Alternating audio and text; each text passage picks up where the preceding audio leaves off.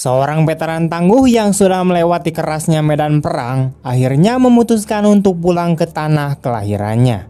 Ia menempuh perjalanan panjang dengan berjalan kaki dari Laos hingga ke Moskow.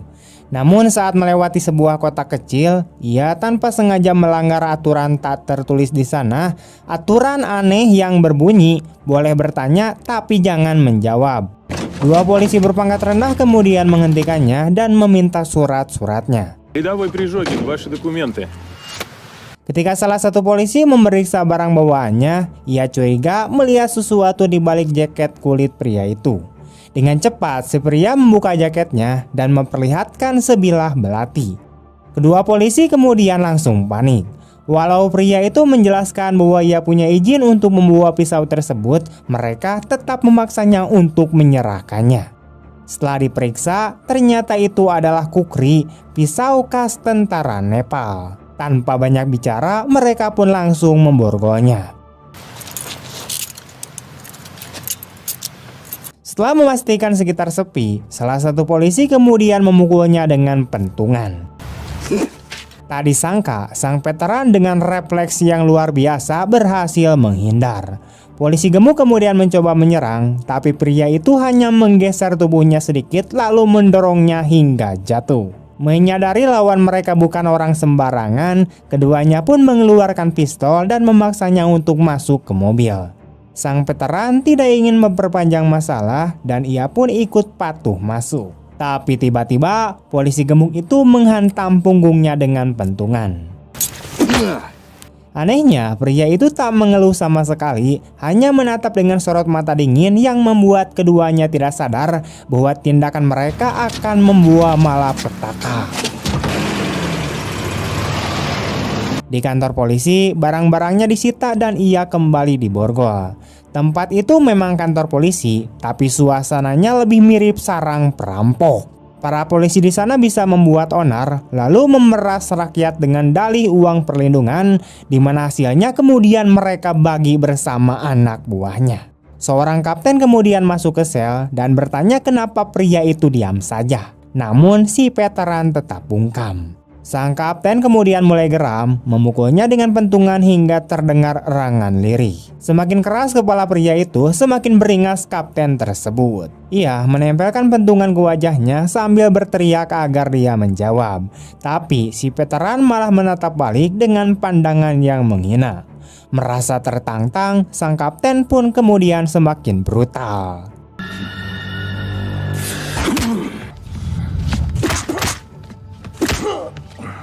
Ia memukul berkali-kali lalu mengeluarkan tongkat listrik.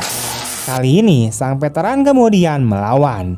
Ia menerjang, menendang kaki kapten hingga terjatuh. Kapten itu kemudian berusaha bangkit, tapi beberapa polisi lain segera datang menghentikan keributan. Tanpa sadar, kapten itu baru saja membahayakan nyawanya sendiri. Polisi kemudian segera memanggil wakil direktur. Melihat pisau kukri yang tajam, ia bertanya kenapa pria itu membawanya. Dengan tenang, sang veteran hanya menjawab satu kata, yaitu musuh. Jawaban itu malah dianggap sebagai lelucon. Tak lama kemudian, direktur polisi yang bertubuh tambun kemudian masuk. Di antara semuanya, hanya direktur inilah yang terlihat masih punya akal sehat. Ia memerintahkan agar borgol dibuka, lalu memeriksa identitas pria itu. Betapa terkejutnya mereka ketika mengetahui namanya adalah Samanov, yaitu seorang mayor pasukan khusus. Seketika, para polisi yang sebelumnya sempat menyiksanya menyesal bukan main. Direktur segera mengembalikan barang-barang Samanov. Semua tampak normal sampai si direktur melakukan kebodohan fatal di mana ia memutar musik dari pemutar MP3 milik Samanov. Samanov kemudian keluar dari ruangan dan berpapasan dengan seorang gadis cantik, merasa seperti pernah melihatnya. Setelah keluar dari gerbang, ia baru sadar MP3 player kesayangannya tertinggal. Benda itu sangat berarti karena selalu menemaninya di saat-saat sedih. Ia pun kemudian kembali dan mendapati direktur sedang melecehkan gadis tersebut. Saat melihat gadis itu terpojok dengan wajah putus asa, Samanov awalnya hanya diam, mengambil MP3-nya, menggulung kabelnya dengan tenang. Tapi saat direktur semakin mendekat, Samanov menjepit pemutar musik itu di jarinya lalu berbalik. Seketika, sebuah hantaman keras menghantam kepala sang direktur yang bertubuh lebih dari 90 kg. Tubuhnya pun terjatuh tak berdaya.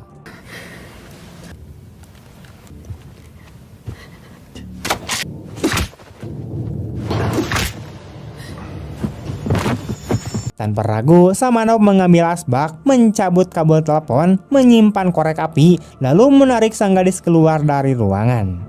Ia berjalan tenang, seolah tidak terjadi apa-apa. Ketika seorang polisi hendak masuk ke ruangan, asbak langsung melayang ke kepalanya. Melihat Samanov memegang kabel telepon, para polisi pun panik. Mereka mencoba menodongkan pistol, tapi dengan trik sederhana, satu persatu pun tumbang.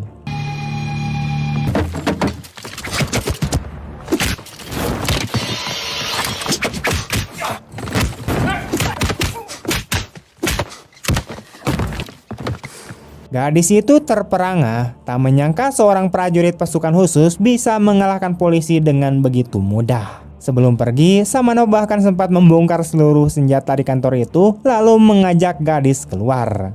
Namun mereka malah masuk ke kamar mandi yang penuh dengan polisi-polisi kampret. Samanov kemudian mendorong gadis keluar lalu mengajar mereka.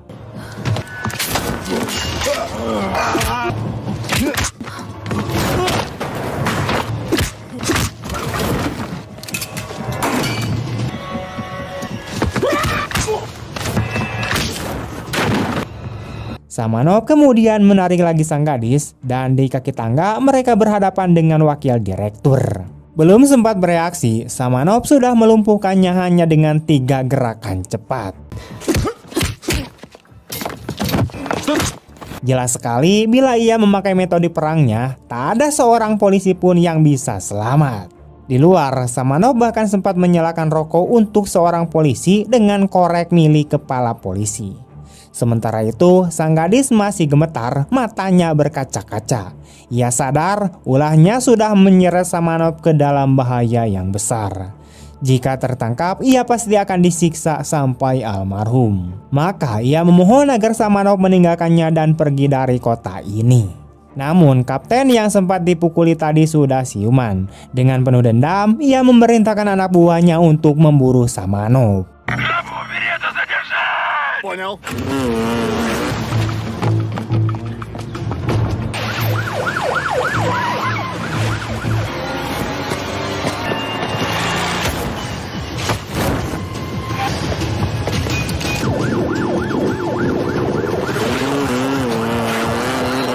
Gadis itu sebenarnya tak ingin Samanov terjebak lebih jauh, tapi mobil polisi sudah mengejarnya.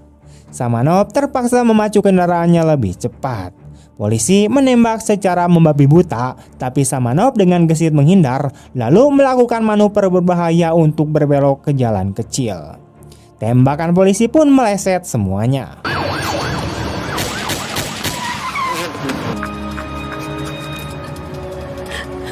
Samanov lalu menuruni lereng dengan motor, melompat di udara dan berlari ke arah sebuah bulldozer. Kapten kemudian kehabisan peluru senapan dan mencoba pistol, tapi tetap tidak ada satupun peluru yang mengenai sasaran.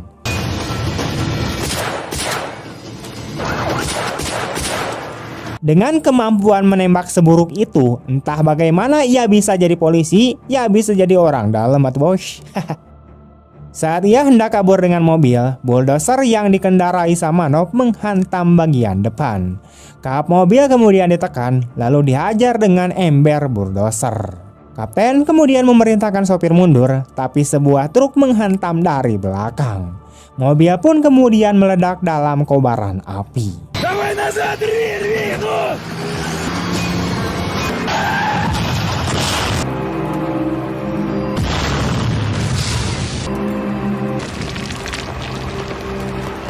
Kantor polisi kemudian geger, di mana kepala polisi sendiri dilanda ketakutan. Orang macam apa yang sudah mereka lawan?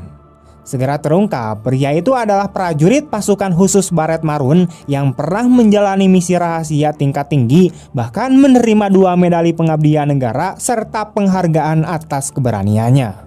Kini Samanov bergerak di pegunungan. Ia sadar polisi tidak akan membiarkannya pergi begitu saja. Kalau mereka ingin bermain, ia siap meladeninya sampai akhir. Sayangnya, kepala polisi yang bodoh itu tidak tahu bahwa keputusannya sudah menyeret seluruh pasukannya menuju kehancuran. Mari kita lihat bagaimana seorang prajurit Baret Marun menghadapi satu kantor polisi penuh hanya dengan trik perang tanpa sebutir peluru pun. Samanov kini berada di sebuah area rusak di hutan. Ia menemukan kotak korek api, kabel listrik bekas, paku berkarat, dan potongan kayu. Sementara itu, polisi masih mengeluh karena harus berkemah di bawah hujan untuk mengejar penjahat. Mereka tidak tahu bahwa Samanov sedang merakit senjata paling mematikan. Ia mengikat paku di ujung tongkat kayu dengan kabel, lalu membakarnya agar menempel kuat. Jadilah senjata seperti Trisula Dewa Laut, di mana senjata itu ia pasang di berbagai titik.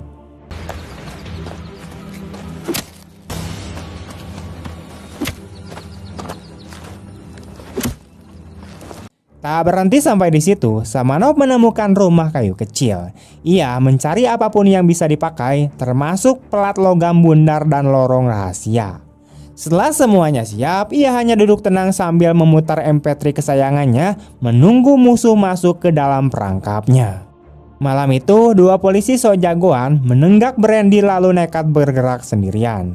Mereka berencana memanfaatkan gelapnya hutan untuk melakukan penyergapan, berharap bisa segera menangkap Samanov agar dapat penghargaan besar.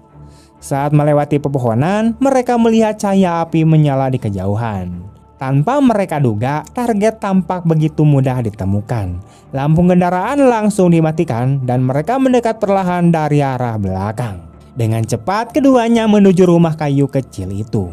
Polisi ceroboh yang pertama hendak menerobos masuk, namun tiba-tiba dahinya dihantam papan kayu hingga terhuyung. Rekannya buru-buru menghampiri, tapi langsung disambut dengan tendangan keras dari Samanov. Ia berusaha melawan, namun malah dipukuli jatuh dengan batang kayu.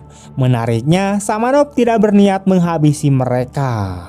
Sebaliknya, ia hanya mengumpulkan kayu bakar, lalu memaksa kedua polisi itu untuk saling memborgol di dekat api unggun. Keduanya masih kebingungan, bahkan tidak mengerti apa yang baru saja menimpa mereka. Dengan tenang, Samanov hanya menitipkan pesan agar mereka menyampaikan pada mayor mereka untuk berhenti mengejarnya. Keesokan paginya, kepala polisi mendapati para penjaga hilang. Tanpa membuang waktu, ia segera mengerahkan seluruh pasukan untuk bergerak. Begitu menemukan rumah kayu tersebut, mereka langsung menyerbu. Tapi alih-alih menemukan target, yang ada hanyalah rekan-rekan mereka sendiri yang duduk di dalam dengan wajah yang lebam. Si botak bahkan sempat membual bahwa ia hampir berhasil menangkap Samanov, padahal jelas itu hanyalah tipuan. Sambil berisik, ia menyampaikan pesan agar sang letnan kolonel tidak lagi mengejar Samanov. Kepala polisi yang mendengar itu justru makin murka dan langsung menampar wajahnya. Demi mempercepat pencarian, ia memerintahkan pasukannya untuk membentuk barisan dan menyisir lebih luas. Sementara para polisi kesulitan untuk melangkah di hutan, Samanov bergerak lincah seperti ikan di air. Tiba-tiba, 2 polisi terjebak perangkap secara beruntun.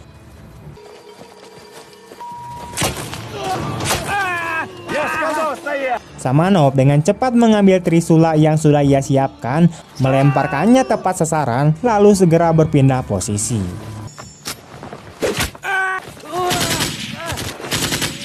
Suara ricuh membuat pasukan panik dan menembak secara membabi buta, hampir mengenai kawannya sendiri.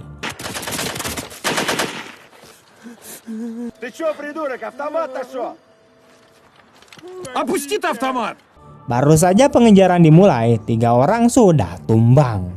Bagi Samanov, mereka hanyalah seperti semut. Bayangannya seakan menghantui di setiap sudut hutan. Saat seorang polisi baru saja bicara, trisula kembali melayang dan menancap di tubuh mereka.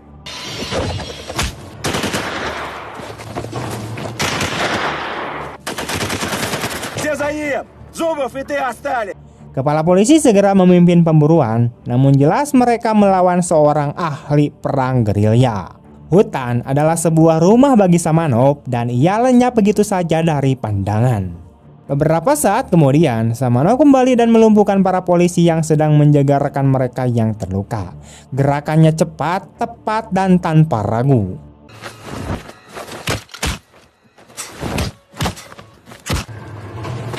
Ketika polisi lain datang untuk mengecek, mereka justru mendapati senjata sudah dibongkar dan pisau Samanov menempel di leher mereka. Ia tidak membunuh, hanya menyuruh mereka membawa rekannya kembali ke mobil dan melarang kembali lagi. Di sisi lain, kepala polisi memimpin pasukannya menuju jembatan kayu sempit. Wakil kepala polisi sempat menyalahkannya karena tidak melibatkan pasukan khusus dan mengorbankan nyawa anggotanya. Ucapan itu malah membuat sang kepala makin emosi.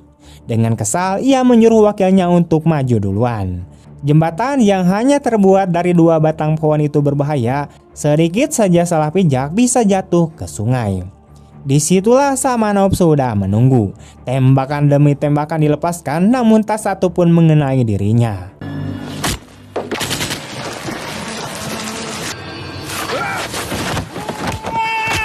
Wakil kepala yang bergerak lambat akhirnya tumbang menjadi korban pertama. Kali ini kepala polisi mencoba bermain cerdik. Jika tak bisa menemukan Samanov, maka ia akan menunggu sampai Samanov yang mendatanginya. Benar saja, saat Samanov berlari menembus hutan, tiba-tiba ia muncul menghadang. Samanov sudah siap dengan trisulanya. Keduanya kemudian menyerang bersamaan dan kepala polisi terluka parah. Keringat dingin mengucur, nyawanya nyaris melayang. Saat melangkah hati-hati di atas papan kayu karena melihat senjata tersembunyi di atas, ia tak sadar Samanov sudah berdiri tepat di belakangnya. Pertarungan sengit pun kemudian terjadi. Antara senjata api melawan pisau, polisi melawan pasukan khusus.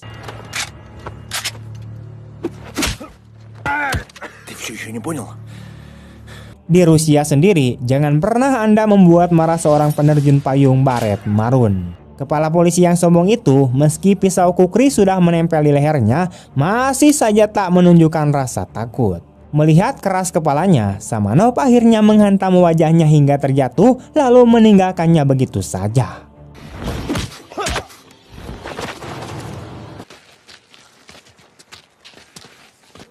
Setelah itu, kepala polisi kemudian kembali ke kaki gunung dengan napas terengah. Di sana, seseorang sudah menunggunya. Kemarahannya semakin bertambah saat mendapati seorang pria berkacamata hitam berdiri di hadapannya. Tanpa banyak bicara, ia memilih untuk pergi. Rupanya, pria itu adalah Kolonel Dmitri dari Badan Intelijen Pertahanan sekaligus pelatih Samanov. Tak ada orang yang lebih memahami Samanov selain dirinya. Hanya jika terjadi sesuatu yang luar biasa, Samanov bisa kehilangan kendali seperti sekarang. Dmitri pun menasihati kepala polisi agar berhenti dan melupakan pengejaran. Itu adalah kesempatan emas yang masih diberikan Samanov agar mereka bisa hidup. Karena jika Samanov benar-benar ingin menghabisi, tak seorang pun akan keluar dari hutan itu dengan selamat. Sayangnya, kepala polisi yang kampret serta keras kepala itu tak menggubris dan malah mengusir Kolonel Dmitri. Kepala polisi kemudian mendapat kabar bahwa helikopter yang diminta untuk membantu menangkap Samanov akan datang dalam 15 menit. Kepala polisi langsung memerintahkan semua pasukannya untuk mengepung wilayah itu, memastikan Samanov tidak benar-benar bisa lolos. Ia bahkan turun tangan sendiri masuk ke hutan untuk menyingkirkan Samanov. Begitu suara baling-baling terdengar, Samanov terpaksa bersembunyi. Lawannya punya keunggulan dari udara, jadi satu-satunya pilihan baginya adalah terus berlari menghindari rentetan peluru. Di depannya terbentang tebing yang curam. Tanpa ragu, ia pun melompat.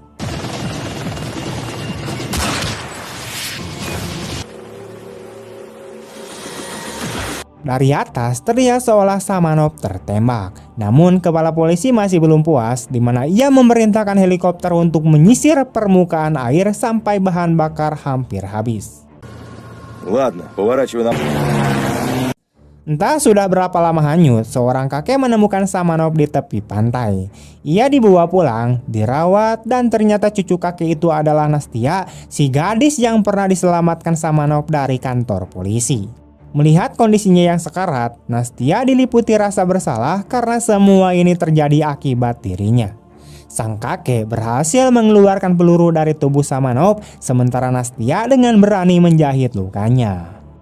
Malam harinya, Samanov berusaha untuk pergi agar tidak menyeret mereka ke dalam bahaya. Tapi Nastia memutuskan untuk ikut karena ia sadar jika tertangkap kepala polisi, hidupnya pasti berakhir. Kondisi Samanov terlalu lemah sehingga mereka memilih bermalam di sebuah gubuk jerami. Keesokan harinya, rumah sang kakek didatangi oleh gerombolan bersenjata. Tanpa basa-basi, sniper menembaknya mati. Mereka adalah buronan berbahaya yang sedang diburu polisi. Mendengar suara tembakan, Samanov langsung bersiap menghadapi pertempuran. Ia memberikan belati pada Nastia lalu berpura-pura lemah untuk mendekati kelompok itu. Namun Nastia yang bersembunyi justru ditemukan oleh pria pirang. Awalnya pria itu berpura-pura baik, tapi sifat aslinya segera muncul. Nastia melawan habis-habisan hingga akhirnya menusuknya dengan belati berkali-kali.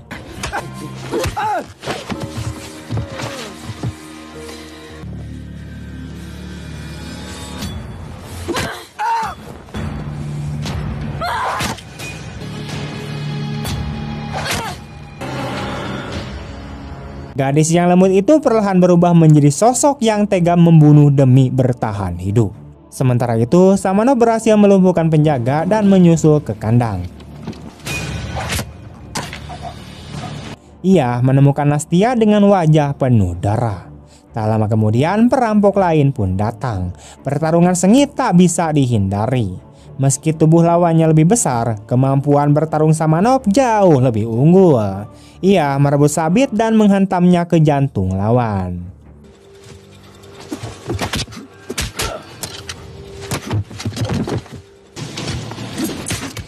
Sejak saat itu, ia tak lagi menahan diri, memasuki mode pembantaian, menyingkirkan siapapun yang menghadang.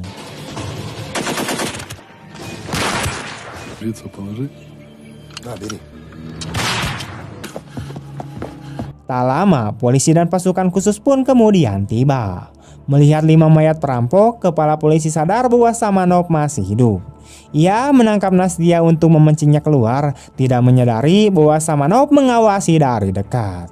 Saat kepala polisi hendak menembak, Nastia mendorongnya, memberi waktu bagi Samanov untuk menghilang.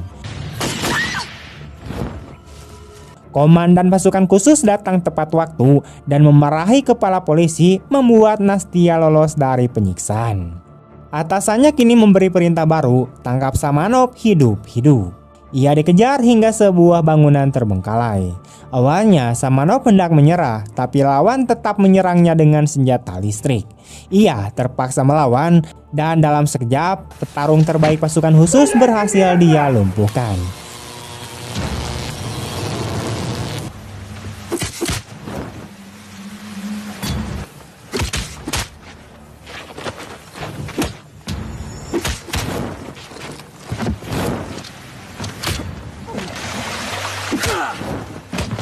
Bahkan komandannya pun kehilangan granatnya.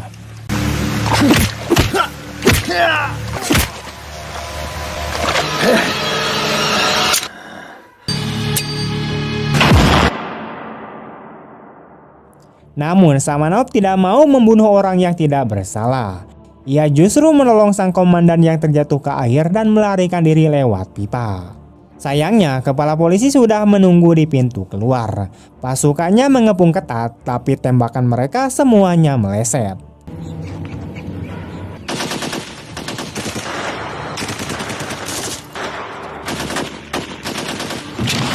Samanov melompat masuk ke sebuah rumah kayu dan pertempuran pun kembali pecah. Aneh, meski dihujani peluru, rumah itu tetap berdiri kokoh.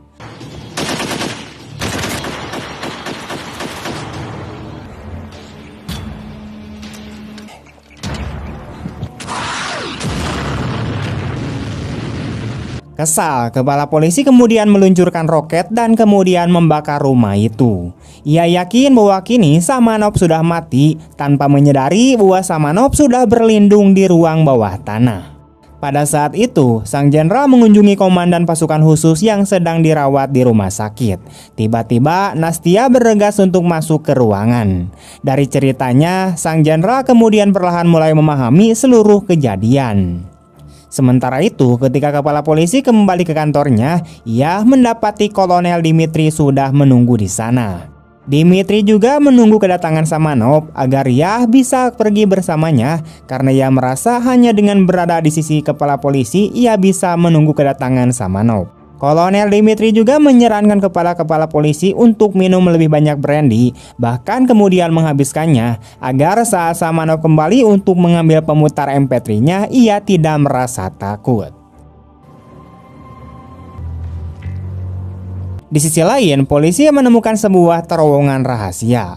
Begitu mereka menuruni tangga, senjata api langsung diarahkan ke wajah mereka. Lalu Samanov yang mengenakan seragam polisi berjalan dengan tenang menuju mobil dan mengambil ponsel sang sopir. Begitu sopir keluar dari mobil, ia memukulnya hingga pingsan dan mencuri mobil itu. Dua polisi yang hendak masuk ke dalam mobil untuk mengejarnya juga dihajar hingga tumbang oleh Samanov. Sementara itu, seorang penjaga yang sedang makan mie sambil menonton TV dikejutkan ketika pintu tiba-tiba didobrak. Sasarannya jelas, Samanov telah menemukan kepala polisi. Saat itu, pasukan khusus sudah mengepung lokasi. Kolonel Dimitri kemudian masuk ke dalam rumah dan memberitahu Samanov bahwa pasukan besar sudah menunggu di luar, hanya tank saja yang belum ada. Ia berniat membujuk Samanov agar menyerah dan kembali bersamanya ke Moskow. Namun Samanov tetap menolak di mana ia sudah murka. Ia tidak tahan melihat orang-orang dicekik perlahan sambil dipaksa tunduk kepada polisi kampret. Baginya, itulah yang dirasakan setiap warga di kota ini. Mereka bukan orang biasa, bukan pula penghuni benteng. Mereka punya tanggung jawab atas hidup mereka sendiri dan juga untuk dunia ini. Jika tidak, maka pengorbanan rekan-rekannya akan sia-sia, mati hanya demi sampah masyarakat. Yang mengejutkan, Samanov justru melepaskan kepala polisi. Ia duduk dengan tenang di dalam rumah, bersiap menghadapi pasukan khusus. Pada saat itu, sang jenderal kemudian tiba di lokasi dan memerintahkan seluruh pasukan untuk mundur. Namun ketika mereka hendak menangkap kepala polisi, ia tiba-tiba menyandra Nastia. Dengan congkak, kepala polisi menganggap dirinya yang paling berjasa, membanggakan apa yang telah ia lakukan untuk kota itu. Saat asap memenuhi ruangan, Samanov kemudian kembali muncul. Setelah melampiaskan seluruh amarahnya, kepala polisi akhirnya melepaskan Nastia dan menyerah karena ia sadar jika membunuh seseorang, ia tetap tidak akan bisa lolos dari tempat itu. Sejak saat itu, kota kecil itu kembali damai. Atas perintah atasannya, Samanov dan Kolonel Dimitri pun bersiap kembali ke Moskow. Nastia yang telah jatuh hati kepada Samanov akhirnya harus menerima kepergiannya.